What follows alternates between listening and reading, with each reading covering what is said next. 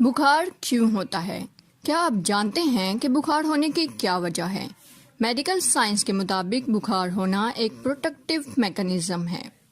جب ہماری باڈی میں کوئی انفیکشن ہوتی ہے تو ہمارا ہیپوتھرمس سسٹم ہماری اینٹی باڈیز کو ایکٹیو کرتا ہے تاکہ ان جراثیموں پر قابو پایا جا سکے، جس سے باڈی ٹیمپریچر بڑھ جاتا ہے اور ہمیں بخار محسوس ہوتا ہے۔ ہیلتھ ریسرچ کے مطابق بخار جسم کو اس طرح صاف کرتا ہے جیسے نہانے سے بدن صاف ہوتا ہے۔ جسم کے تمام پٹھوں اور رگوں سے جمع ہوا خون بخار کی وجہ سے خارج ہوتا ہے، جس کی وجہ سے انسان بہت ساری بیماریوں سے بچ جاتا ہے۔ بخار ہونا ایک نعمت ہے۔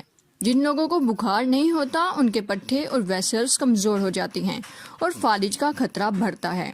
اگر آپ کو بخار ہوتا ہے تو آپ کو آرام کرنا چاہیے، زود ہضم غذا استعمال کرنی چاہیے۔